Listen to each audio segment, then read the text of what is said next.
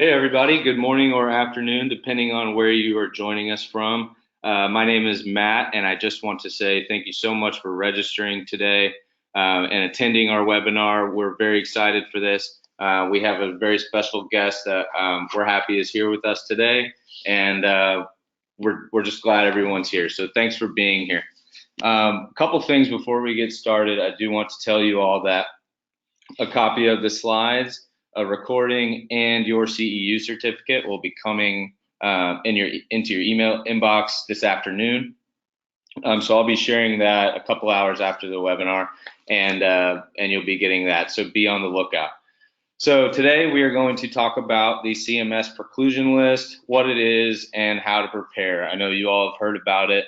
It's been a really hot topic for us too, and we're happy to share with you what we've learned and how to kind of take this thing head on and make sure we make it part of our process. So with that, I'll get into a little bit about who is speaking today. So on the right, I'll start with Dave, who is our director of marketing here at Provider Trust. He's also our health plan thought leader and has a lot of experience in helping health plans develop strategies to help their organizations in recruitment and overall compliance. So happy to have Dave on this presentation. And then on the left, you'll see Annie Shea, who we saw at HCCA Managed Care in January and just really wanted to have her on this webinar. She is the Senior Compliance Counsel at the Central Health Plan of California, where she specializes in anything from healthcare laws, reimbursement, overall compliance. She also develops corporate-wide policies and procedures and interprets all CMS, HHS, OIG, and Medicare regulations and guidance. So we're very excited to have her on the presentation today. She brings a wealth of knowledge and is happy to share with everybody on the call. So a little bit about us. We are located in Nashville, Tennessee. We have a lot of great partners here. We are a data company that provides software solutions for health plans and providers alike, just to simplify some of those complicated processes and overall help the organization reach compliance. So that's just a little bit about us. These webinars are good for CEUs, so I want to just give you guys a heads up of what is coming up in Provider Trust. So at the end of the month, we'll be talking about how to screen your referring physician network using MPI. And then April, we'll start talking about SIUs and how to design an effective program there. And then you'll see for the end of April, we're going to talk a little bit about practitioner licenses and sanction monitoring and how to get that right at your organization. So that's just a little bit about what's coming up for us. And we'll just get into the presentation. So today's agenda, we're going to start off by telling you a little bit about what we have learned about the preclusion list, how to determine if it applies to you and your organization, how it impacts your members, and how to operationalize it, insights from the initial preclusion list, and we'll leave you with some takeaways and important deadlines to keep in mind as your program moves forward. So with that, I will hand it over to Dave to kick us off. Awesome. Thanks, Matt. A couple housekeeping things before we get rolling today. Again, just to reemphasize, we are super excited to have Annie join us for this webinar. Really, we wanted to, for the sake of all the listeners out there, we wanted to give a really good perspective from us. And we're, for those who don't know who Provider Trust is, we are a data company. We're based in Nashville, as Matt said, and we help health plans with ongoing provider network monitoring. So things like exclusion screening or claims editing and things like that, helping with provider directory accuracy. And certainly helping health plans sort of prepare for the CMS Preclusion List. And so this has been something that we've talked about with our partner health plans from a vendor perspective, and just how do we collectively get ready for this thing that is now new and really is active now in 2019. And that conversation really started about midway through last year with a lot of our clients. And then Annie brings just such a unique perspective, actually kind of working at and for a health plan to really really say, okay, now what does this look like in real life, right? So we can give a lot of perspective from the data side and from the analytical. How do you operationalize this thing, and how does it come to life within your organization? Annie can really answer some really good questions about kind of what do I do, right? So I have all the data, I know all the dates and the regulations, and I know that this is a thing. How do I actually turn this into a policy or a procedure at my health plan today? So please don't shy away from asking questions, either from a data perspective or from an operational perspective, because I know leverage Annie while she's on the phone would be a great opportunity for anybody listening. Again, just one more housekeeping thing before we jump in here. You'll see on your GoToWebinar control panel the ability to ask questions. At any point in time, feel free to type us a question. We do see them come in live, so we'll know sort of what questions emerge throughout the session. We might get to one or two throughout the presentation, but we will absolutely address at the end. We'll save some time for questions and a little bit of Q&A with both myself and with Annie, just to talk a little bit more about the list. So please don't shy away from asking anything as it comes up along the way. So with that, let's dive into what is the preclusion list, and we'll give you a little bit of background. So really, we'll start very baseline, and then we'll get more detailed into what's on the list and some of the regulations that have come out around it. So what is the preclusion list? Very simply, the CMS Preclusion List is a list of providers and prescribers who are precluded from receiving payment for Medicare Advantage items and services or Part D drugs furnished or prescribed to Medicare beneficiaries. It is a list that is accessed through CMS. CMS publishes a new version of the list monthly, approximately as per their guidance, approximately the first of every month. But it is a sort of a list that health plans have to check on a monthly basis, published directly from CMS. Preclusion list release date. So starting in January 2019, the preclusion list from CMS is being made available to all Medicare Advantage plans and Part D sponsors, and will officially go into effect April 2019 as it relates to potentially rejecting claims from precluded providers. Importantly, back in 2018, before the first version of the list was released in January of this year, CMS did release sort of a blank template that says, hey, if you're operationalizing or starting to plan for this at your health plan in 2018 before the turn of the year, they did release a template version of this in 2018, but the first real release was early January of 2019. This rule has been put into action to replace the Medicare Advantage prescriber enrollment requirements, and it's really just used to ensure patient protection and safety. And so really, Annie will get into this more about specific member impact, but there's two parts to this. One is the actual health plan operation piece and actual monitoring, and what does this look like to screen the actual list and screen your providers. And the second piece is what is the impact that this actually has on members, and what's the notification policies and procedures that go along with that. So Annie, why don't you jump in with this? Yeah, sure. I'm just going to cover some of the basics about the preclusion list. I know Dave generally covered overall what it is. In terms of when it goes into effect, he had mentioned January and April as the months. Now, as for the official dates in which it is in effect, CMS mentioned that January 1st, 2019 is the official date that the preclusion list is in effect. But for the compliance date, it's April 1st, 2019, which is, as some of us like to joke, it's a very cruel April Fool's joke for those of us that are in health plans. Now, he had also mentioned that the prescriber enrollment rule is no longer in effect, and that is because essentially what this preclusion list does is it replaces the prescriber enrollment rule. So to answer the question, are Part D providers participating in Medicare Advantage required to enroll in Medicare? The answer is now no. And the guidance for that is in the CMS 4182F final rule, which was released on April 16, 2018, which officially rescinds the enrollment requirement for both providers who prescribe drugs to patients enrolled in Medicare Part D and network providers and suppliers that furnish healthcare items or services to a Medicare Benny who receives Medicare through a Medicare Advantage organization. And now we'll go on to the next slide. And so this slide is really what happens, right? When a provider is precluded from Medicare Advantage Part C or prescribers from Part D.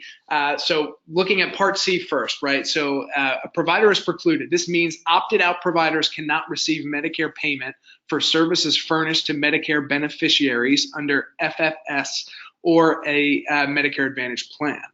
Medicare Advantage plans will deny enrollment and prevent payment for a healthcare item or service if the individual or entity is on the preclusion list. And then looking for prescribers at Part D, pharmacies will deny prescriptions at point of sale if the provider is on the preclusion list. And that gets into PBMs, pharmacy benefit managers, and all what that looks like. And so continuing on, who is on the preclusion list? Right, so the CMS Preclusion List is a list of prescribers and individuals or entities. So there are people and there are businesses with different data points, and we'll get into the specifics of what that actually looks like on later in the presentation. But it's a list of prescribers and individuals or entities who fall within any of the following categories. So number one, are currently revoked from Medicare, are under an active re-enrollment bar, and CMS has determined that the underlying conduct that led to the revocation is detrimental to the best interests of the Medicare program. Or two, have engaged in behavior for which CMS could have revoked the prescriber, individual, or entity to the extent applicable if they had been enrolled in Medicare.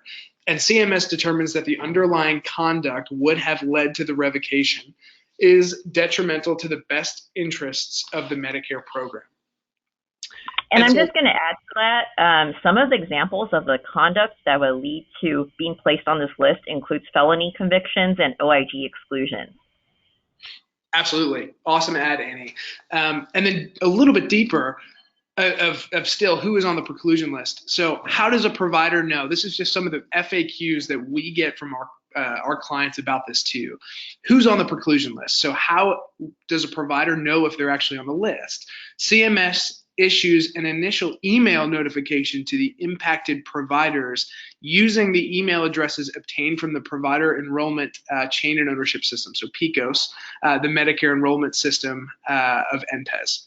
And then CMS or an MAC will follow up with a written notice through mail, direct mail, to the impacted provider in advance of his or her inclusion on the preclusion list and their applicable appeal rights. I know Annie will touch base on appeals in a second, but we will get into that. Couple really important things about the actual list itself is, will precluded providers also be precluded from being paid for services to Medicaid members? No, the preclusion list is not applicable to Medicaid, just Medicare. And then secondly, will providers be precluded retroactively? And again, the answer is no. The period for which a provider is precluded will not be effective prior to their addition to the list and will only extend through the expiration of the applicable re-enrollment bar. And all of that detail is on the actual list itself. And so again, just to reiterate, CMS will produce this list every month and has done so to date. All right, now I'm going to cover a bit about the provider appeal process. There is appeal rights related to inclusion on the preclusion list, but there are some interesting limitations.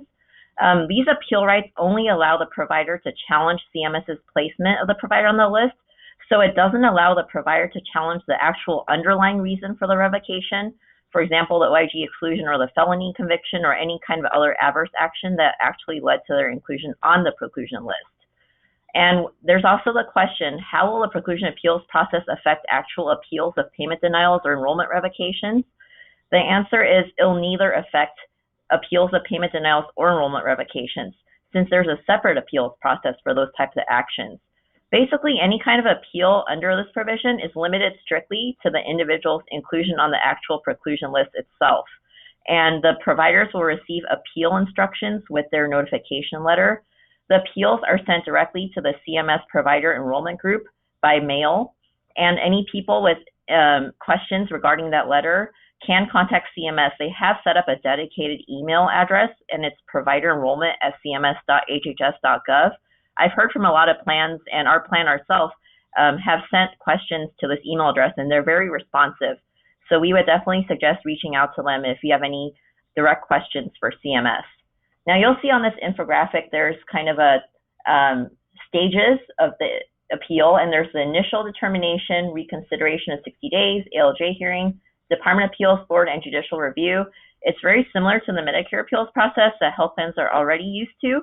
What is kind of shocking about this is that it can take up to 9 months for appeals to fully go through. So that's kind of crazy if you think about it. As an example, if a provider received a revocation notice for, let's say, a felony conviction on March 1st, they would have 60 days or until April 30th to file a request for reconsideration.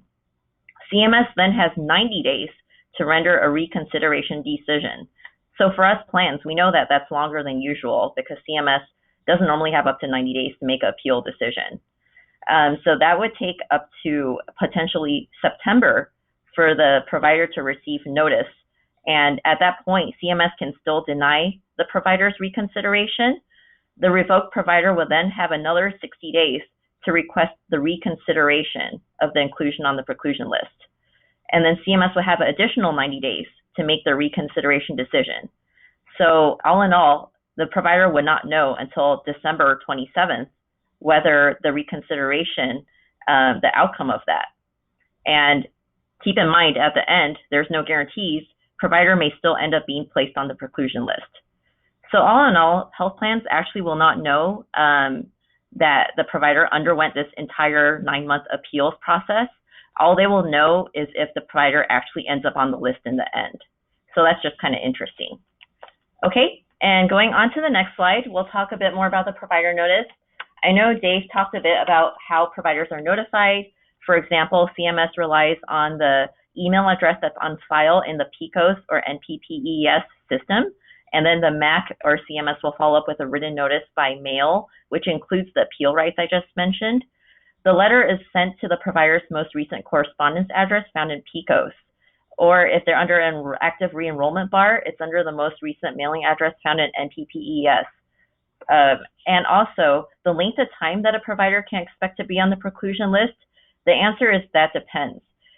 For example, if the provider is already on a re-enrollment bar with CMS, they will stay on for the same period, which is a minimum of 1 year, but not greater than 3 years, depending on the severity of the basis for revocation. So in a nutshell, the provider can expect to be on the list anywhere between 1 to 3 years. And the preclusion list timeframe will be specified in the provider's notification letter. Another common question we get is, will providers be precluded retroactively? Because you can imagine as a health plan, that may be an operational nightmare if there's all this retro action that's taken. Luckily, the answer is no. The period for which a provider is precluded will not be effective prior to the addition to the list. So that basically means if they're on the list, they basically can't go back in time and say, oh, provider was actually precluded several months prior. They're not going to do that like they do for member eligibility. Instead, once the provider is on the list, that means that they will only be precluded moving forward. Awesome. Thanks, Annie. So we'll do 3 polls throughout today just to get a quick pulse check on just who's on the webinar today. So right now, more so for our information, so we can help steer the conversation a little bit, is which department today handles your internal process for CMS Preclusion List monitoring. And we've seen this be all across the board, whether that's your credentialing department, your SIU, provider network relations or ops or something along those lines, compliance department, or other. Maybe that's provider contracting, maybe it's claims, whatever that specific department is that looks at this on a consistent basis. And we do have, I know we've got a ton of questions coming in too. Would just say some of these we'll start to address as we go through the webinar because they're really relevant to what we've been talking about in terms of the flow of the slides. But please don't shy away. Go ahead and type in your question. We are seeing these come through. So just a quick thank you in advance. So we'll close out. Here are the results. And so really, this is really interesting, is what we see is there's a mix of departments represented within the people on the call today. that are really pretty disparate in the way this is kind of being handled, at least for the monitoring part of it, right? So we haven't talked about the operational part of it, but it looks like about 20% of organizations represented on the call today. Credentialing largely handles internal process for CMS Preclusion List monitoring. SIU is actually a small percent, and this is curious because we've actually had some SIU departments be some of the first departments to reach out to us and say, hey, we know we need to do this. Provider network relations and ops is about 13%, and again, curiously small as from just in some of the conversations we've been having early in this. But the vast majority is, or the vast winner, I should say, is 43% is compliance departments. And for the 19% that hit other, if you would, just go ahead in the questions field and type in what department actually is doing it. That's great knowledge for us, and we'd be able to follow up and say, how might we be able to best serve your department in the future if it's not on this list? So we'd love if you would engage with us and kind of let us know who. And then moving on, so one of the, we've had 2 people ask questions so far specifically about what types of organizations does this apply to, right? So does this apply to provider organizations? Does it apply to just health plans? Where does that fall in terms of the responsibility? And so let's get into that. So we'll start with a couple basic questions, and this is really what we refer to this as the internal decision tree, that we say, do you need to monitor the preclusion list? So 4 questions. Are you a Medicare Advantage plan? Are you an 1876 cost plan? Are you a PACE program, so programs of all-inclusive care for the elderly? Or are you a Medicare Advantage Part D plan, right? So if the answer of those is no, and you are neither, according to the CMS memo on November of last year, you may not actually meet the requirements required to monitor the preclusion list. And the link is here. We will send this out, so if you want to just double check and read some of this at the primary source directly from CMS, we'll send out the primary source link so you can just click on it and kind of read through, do I need to do this, do I not need to do this, rather than kind of take it just from our slide here. You can read directly from the source. If the answer is yes to any of those, then next question is, do you currently have a CMS Enterprise Identity Data Management account, so an EIDM account? So really, and just a quick note here for those who may not be super familiar, EIDM is the system that connects you to all of the CMS applications, right, to actually access some of these reports. So again, moving forward, if the answer is no, here's the link that you would need for the Preclusion List User Reference Guide for instructions on how to sign up, right? So following us through the journey, well, here's the actual link that you would need to start to get access to the plan. And if the answer is yes, the next question is, have you requested access to the CMS Preclusion List? I think that it's a really good place to stop here and say that the CMS Preclusion List is not a publicly available list that anybody can just go and download. You have to meet some of the requirements that we're going through to be able to get authorized access to be able to download this on a monthly basis.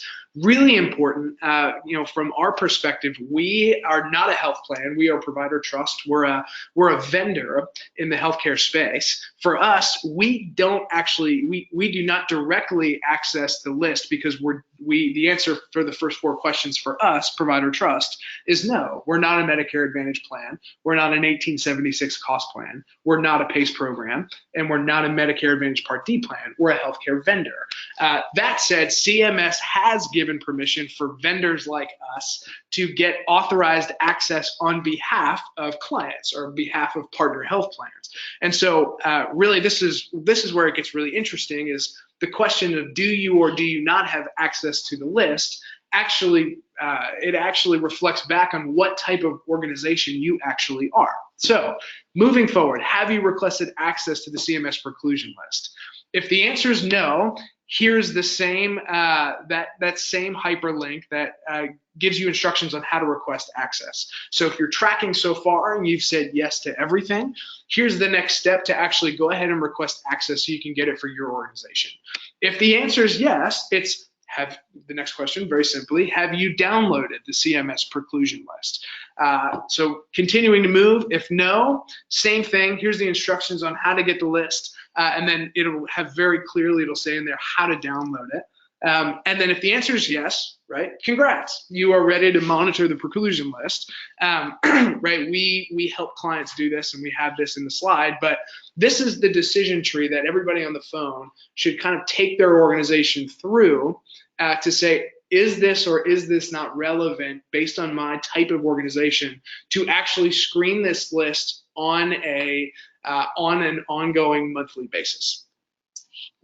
And with that, just a couple more considerations is, right, how does the preclusion list affect my organization? So in accordance with the regulation, Medicare Advantage plans are prohibited from paying for services by providers and suppliers who are not named to the preclusion list. And it also, I mentioned this earlier, it also requires pharmacy benefit managers to reject a pharmacy claim for a Part D drug if the individual who prescribed the drug is on the preclusion list by CMS.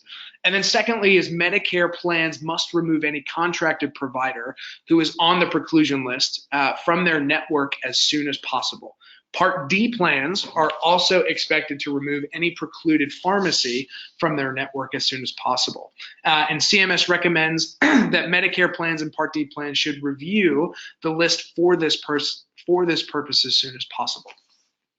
And so with that, we'll have Annie jump in and talk member impact and how to operationalize. Before she kind of takes it away, we wanted to answer one question that came in, and we actually have a timely slide for that as well, which is, does the CMS Preclusion List remove my obligations to check the OIG LEIE? No, it does not, right? So under the use of the preclusion list does not eliminate or address the responsibility for Medicare plans and Part D plans or any other type of organization that receives Medicare funding to validate that providers are not included in the OIG exclusion file. We will actually give some data about the overlap between the two at the end, how many precluded providers are actually on the OIG. So kind of stay tuned. In a couple minutes, we'll dump into some of that detail at the end. But Annie, go ahead and take it away. Oh, and before that, sorry, we have one more poll before Annie jumps back in, which is really it's timely around that question is the same team that handles monthly exclusion monitoring also responsible for CMS preclusion list checks? So this is really just, it's a gut check for us, right? Is yes, same team does both exclusions and also preclusions. No, it's definitely different teams, or are you not sure, right? Depending on your interaction with either exclusions or exclusions, kind of, are you not sure about the relationship between them at your organization?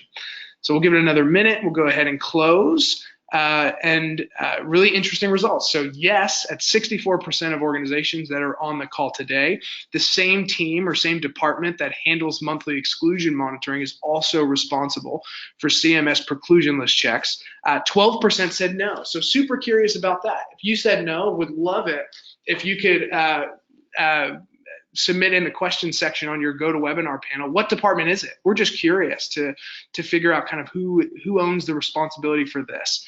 And then 24% said, I'm not sure. Sort of not clear yet, sort of either what department owns this, or maybe you touch one of these processes and not necessarily the other, or vice versa. Awesome. So Annie, go ahead and take it away. Okay, guys, I'm going to talk a bit about the member impact here, because obviously that should be everyone's largest concern. How are members impacted by this preclusion list? Well, first of all, the way that they are notified. The Medicare plan and the Part D plans are required to notify those people who have received care in the last 12 months from a contracted provider or a prescription from a provider who is included on the preclusion list as soon as possible.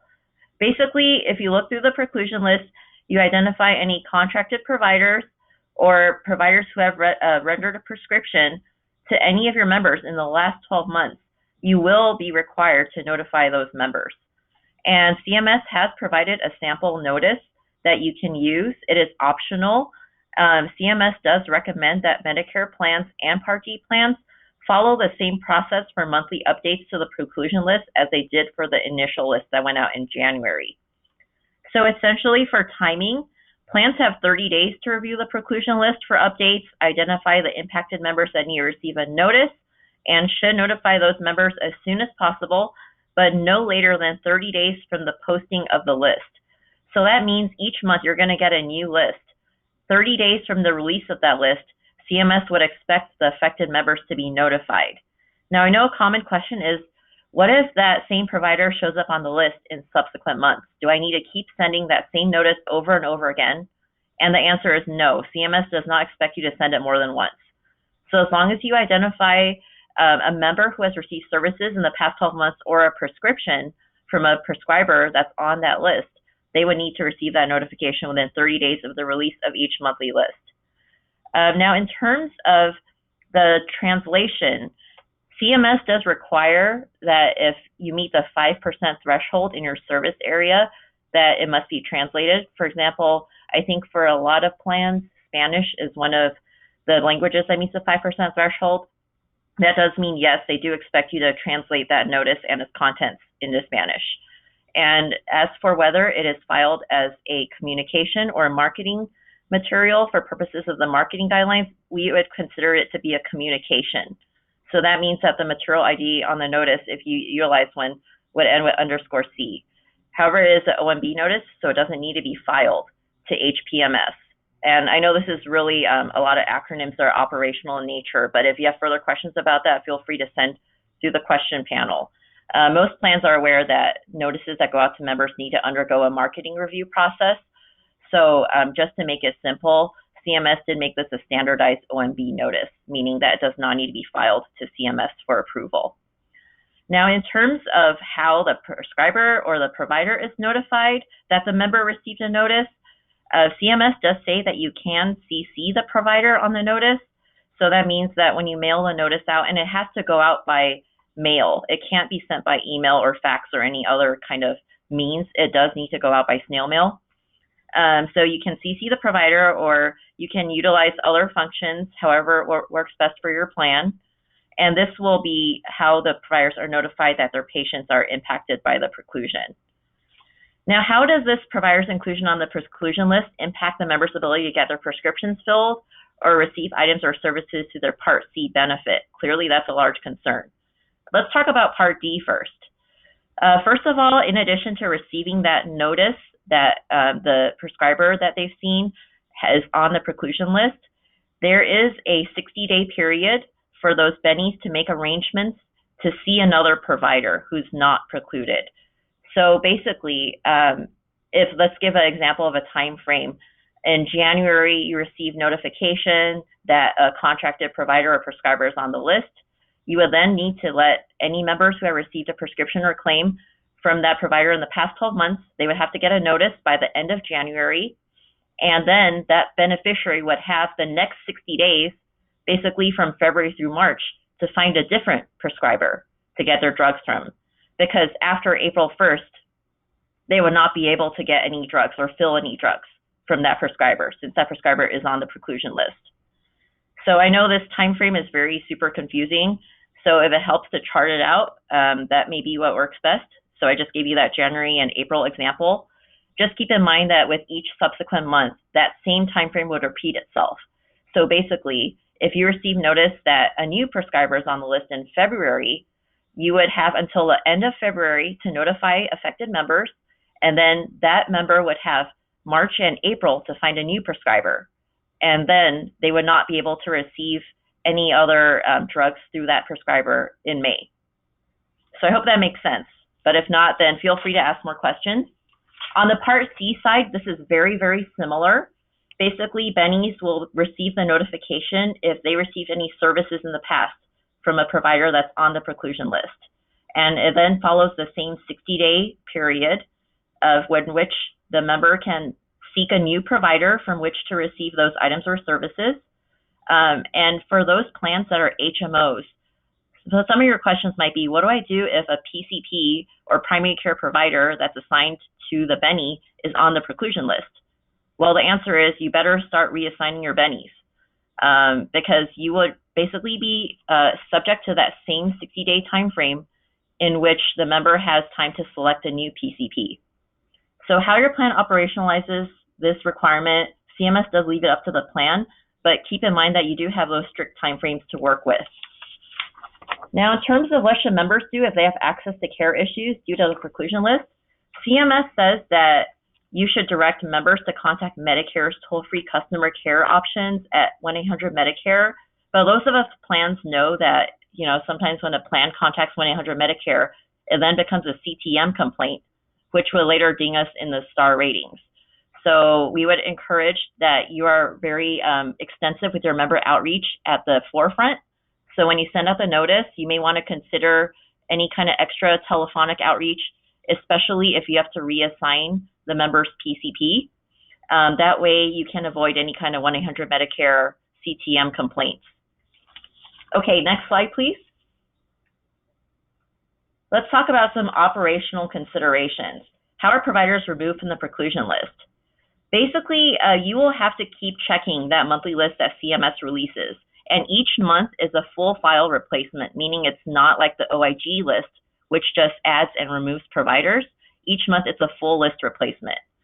So impacted providers will not drop off the preclusion list, but the list will indicate the date that the impacted provider is no longer precluded. So basically, you would have to look at that list and confirm the date that the preclusion list is no longer in effect.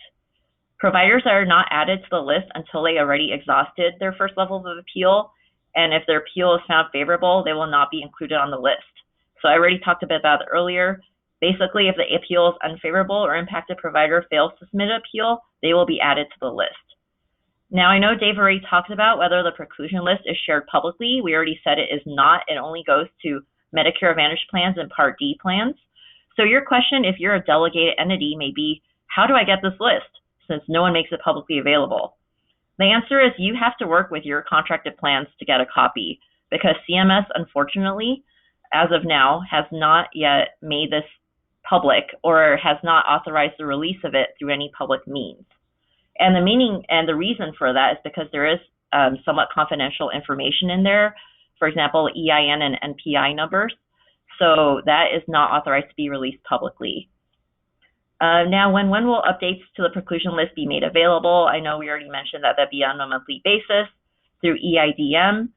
And I talked a bit about the delegation. What if the plan delegates claims adjudication and credentialing to a subcontractor, which is very common in my home state here of California, where we work with IPAs and MSOs. It's very common to delegate claims processing as well as credentialing to IPAs and MSOs. On the Part D side, this is virtually always conducted by the PBM. And in some circumstances, if you're contracted with a dental plan to process dental benefits, you will also need to share the preclusion list with that dental provider. So essentially, it's the plan's responsibility to share that list with your vendor. And if you're a vendor and you haven't gotten the list yet, it's time that you start talking to your contracted plans, because they really should be sharing the list with you, especially if they are expecting you to process the claims. Now, updates to preclusion list, we already talked about. I know Dave said it was usually the first of the month. Actually, to add some clarification to that, it's the first business day of each month, and that's approximately every 30 days. So you would just basically want to make sure that you have gotten that list, especially if you're delegated claims and credentialing or you're a subcontractor. Now we're going to talk about some 2020 proposed changes. On to the next slide. And so before we jump into that, I think we have our last poll just of the session today, which is before going to the 2020 is, do you have a process in place currently for monthly CMS preclusion list monitoring? Before looking ahead to 2020, what does it look like for 2019 and for this year? So select one of the following is, yes, we have both processes in place for monitoring and notification of vendors. Members, not vendors. We have monthly checks processes in place only for the monitoring piece, and then we have the notification process in place only.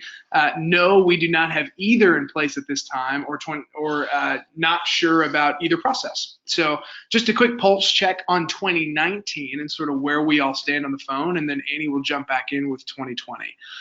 So we'll go ahead, we'll give it another second or two. We'll close it out, and we can see results are really kind of all over the board.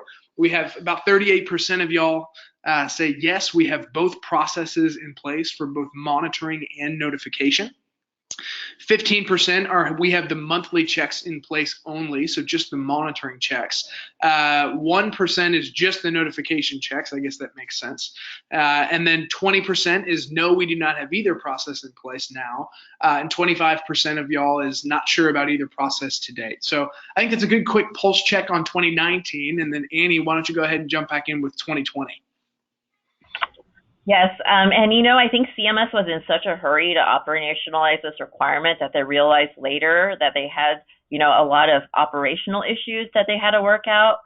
So they actually proposed some changes that would be effective in 2020, and that's currently a proposed rule.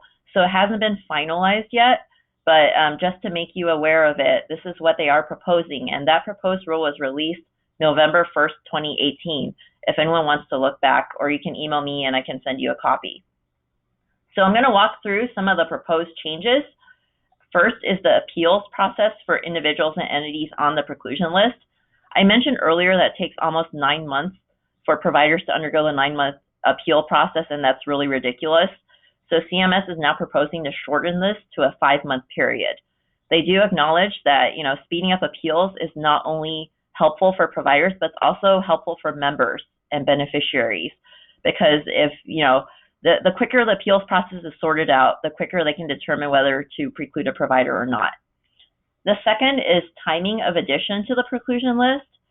As we had mentioned earlier, you know, there's a whole 60-day process with which, you know, there's a lag that allows the member to go look for a different prescriber or provider from which to receive prescriptions or items or services. They are proposing to keep that same 60-day time frame. And the reason for that is that they realize that, you know, even with the initial list, that it's still better to give members more time for the transition, especially this being a new process. So they do want to operationalize that 60-day time period. Now, third, for effective date, this pertains to the effective date of the proposed changes. They are proposing that all of these proposed changes would be in effect as of January 1st, 2020. So that's coming up soon. That's, you know, January 1st of next year, except they want to speed up one, and that is the appeals. So they want to speed that up, and that would be effective 60 days after the final rule is published. I know a lot of people are trying to speculate when's the final rule going to come out. We don't have any indication yet, but if we look at history, usually the final rule comes out in the springtime, so that could be as soon as next month. So we'll keep our fingers crossed. Now for the next proposed change, claim denials and beneficiary notification. Again, they are proposing to keep the same time frame that they did for the initial list, which was the 30-day notice and the 60-day denials.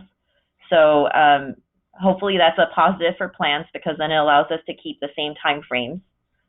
As for beneficiary appeals, they want to make it clear that beneficiaries cannot appeal the provider or prescriber's inclusion on a list. So I wanted to repeat that one more time, because that's really important, and I understand that that's a concern for a lot of plans. If a member calls in and says, you know what, I'm really unhappy that Dr. Smith, he's my PCP, is on the preclusion list, and I want to appeal this, you cannot process that as an appeal. And this is really confusing for us plans, because we all know that CMS is very beneficiary friendly. But when it comes to the preclusion list, they follow their own process, and it's really incumbent on the provider to follow the appeals process. The member cannot file the appeal on behalf of the provider, and the plan cannot process such requests as appeals. Now for the next proposed change with felony convictions. This is really technical in nature, because I already mentioned earlier that felonies are one of the examples of conduct which would place a precluded provider on the list. What this does is it essentially removes felony from the scope of the first two categories that Dave went over, and it adds a third, which is for felony convictions. So that means that felony convictions on their own will stand as a criteria for being added to the preclusion list. And I know many of you are wondering, oh, how am I going to know if any of my contracted providers have a felony conviction? The answer is, I'm sorry, you're not really going to know unless you have court records or it's in some kind of file. The only way you'll be able to rely upon this information is by referring to the preclusion list. Now, as for proposed changes to beneficiary liability, this is actually, I think this is a positive proposed change. They are proposing to codify that there would be no beneficiary liability for items or services provided by a Medicare contracted entity or individual that is precluded. So that means that if a member receives services or items or prescriptions from a precluded provider after the claims rejection date, that the member will not be balance billed for any of that, even if they have like cost sharing or copay or anything like that. There will be essentially no beneficiary liability, and the plan also cannot pay that provider. So this is a positive for plans. And lastly, there is a technical correction concerning the term individual. I think this is touched upon in the questions. Basically, the way that the regulation is worded right now, there is a somewhat of a loophole for pharmacies because individual does not include entity. So they are now proposing to change the term individual to prescriber, because some pharmacies in some states can actually prescribe, which was a surprise to me, but we have seen, for those of you who have already looked at the first 3 months preclusion list, you may have seen that there are some pharmacies on that list. One of these proposed changes would be to essentially, if one of those pharmacies is deemed to be a prescriber, they could also be precluded as well. So that would make the restriction more broad, and that way the pharmacies that prescribe would be able to be captured within this claims reduction. Okay, next slide. Awesome. Thanks, Annie. And so let's talk about just a few insights from the initial preclusion list. So certainly there's a number of people that have actually seen the list and looked at the hard data in a spreadsheet format. There's also definitely, just looking at some of the questions that have come through, there are some people that haven't seen this yet. And so just in terms of scope and what is on this source, we're going to take you through at a top line, what does this look like? So in January's release, there were 1,336 records on the CMS Preclusion List. 618 of those were businesses or entities. 718 were individuals. And then looking at the actual data records contained for the entities, every record contained had a entity name or a business name, general category, specialty category, NPI number, EIN number, an address, a preclusion date, and then a claim reject date. For individuals, all of the individuals on the initial list had first and last name. Only 519 of those, so about 2/3, had a middle name or middle initial. So there's about a third that has no middle name or no middle initial on the list. And so beyond just first, middle, and last name, all the individuals also have a general category, a specialty category, an NPI number, a date of birth, an address, the preclusion date, and the claim reject date. Right, so to use this in your parallel monitoring with things like exclusions, here are the data points that you can actually use for verification and matching for your provider network or prescribers. Just a quick breakdown of the preclusion list by general category.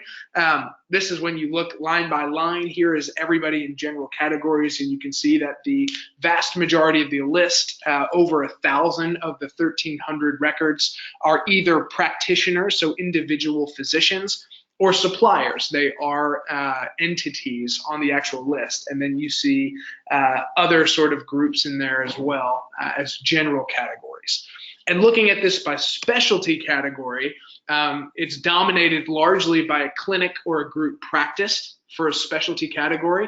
And then especially on the individual sides, the specialty category is spread out into a number of different types, including internal medicine, a family practice, chiropractor, nurse practitioner, a PA, general practice again. So that's just a quick breakdown about there is a variety of different category types of people and companies that are actually on the preclusion list. And so we've had several questions come in throughout the duration of this webinar, which say, are precluded individuals and entities also excluded? Just to even rephrase some of the questions that came in, are providers that are on the CMS Preclusion List also on the OIG LEIE? Are precluded individuals also on the SAM GSA? So we actually did a cross analysis of the preclusion list and all federal and state exclusion sources as well. So we know that there are 2 federal exclusion sources, the OIG LEIE and the GSA SAM. There are also 42 state Medicaid exclusion lists as well, so 44 in total. 2 federal plus 42 state gives you a total of 44 lists. So when we analyzed the relationships between the preclusion list and all of the exclusion lists, what we found is only 48% of precluded providers, individuals or entities, are also excluded on any state or federal source, right? When you look at what that means by any state or federal source, the 2 bullet points below, 27 exclusion sources, again, federal and state, are represented in the preclusion list. So that includes, one of those 27 is the OIG LEIE. A second of the 27 is also the GSA SAM. And then there are 25 state Medicaid exclusion sources that are represented as an exclusion source in the preclusion list. 77% of precluded providers are not on the OIG LEIE. So again, 77%, almost over 3/4 of the precluded provider lists do not make it to the OIG LEIE, which in a nutshell means certainly the requirements and the potential impacts of exclusion monitoring and preclusion monitoring are definitely different, right? So exclusions, you're looking at potential fines or recoupment costs for reimbursing a claim to an excluded provider. With preclusions, you're looking on how do you operationalize and how do you notify members for potential patient impact. But when you look at the crossover between those processes, there's really not a whole lot of overlap between those 2 sources, right? So the 77% of precluded providers are not on the OIG. So just checking the OIG LEIE does not give you sufficient coverage on the preclusion list to understand which providers are preclusions. Similarly, just checking the preclusion list does not give you full coverage for exclusion monitoring, right? So definitely a difference, but there is some overlap. In addition to exclusions, 7 of the NPIs are actually inactive NPIs on the preclusion list today, which means just as you're going through this, if any of those NPI numbers, if you're running your network for validity from an NPI standpoint, just to know that there are 7 out of the 1,300 that are actually inactive NPIs at NPES. And then one of those is actually also on the Medicare opt-out list. So another thing that we haven't really explored here is the relationship between Medicare opt-out and CMS preclusion. There is a relationship there, but they're not one and the same. And so only one provider on the preclusion list is also on the opt-out list as well, which means obviously 99% are not on the Medicare opt-out list, even though they are precluded from being involved in Medicare at a Part C or Part D plan. Just another quick mention of this is some state Medicaid exclusion lists are actually starting to use the term preclusion as an exclusion type. And bear with me, I know this gets a little confusing because all the words start to sound the same as you keep saying this. A precluded exclusion type, and a really good example is the Pennsylvania state Medicaid exclusion list. Pennsylvania lists their exclusions and have done so for years, and their type is precluded as an excluded provider. That does not mean that you are also on the preclusion list as published by CMS. that is just Pennsylvania's labeling of a type of exclusion. It's not one and the same what's actually on the CMS Preclusion List. So I've tried to address a couple questions organically. If we go to the next slide, we have a ton of questions that have come up. I believe Matt's pulling the numbers, but it's somewhere around 40 to 50 questions. We definitely cannot address all of them, but we'll address sort of one or two. We've tried to address all of them throughout the last couple of slides, specifically around the exclusions piece. First question that came in is from Mary Ellen, is asking, does this list affect the requirements for organizations to check for precluded providers, or is it only for health plans, right? So is it a provider or is it a health plan? The reality is you have to have a direct contract to have access to the list or be required by some governing body. So an example would be a PACE organization, which is technically a provider organization. But as Annie mentioned before, if you are sort of a delegated entity that needs to monitor this or access the list for other types of clients, there is a way to do that and a way to access the list as per CMS regulation.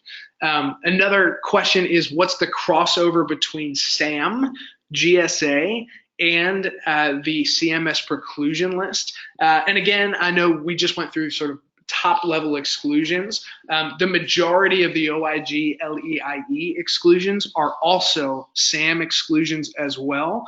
But again, 77% of precluded providers are not on the OIG LEIE. It's roughly the same number of 77% precluded providers are also not on the SAM. So those lists are not one and the same as well.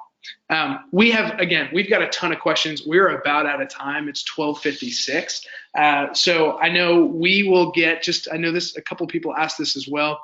We will be sending the recording of this as well as the slides to everybody this afternoon.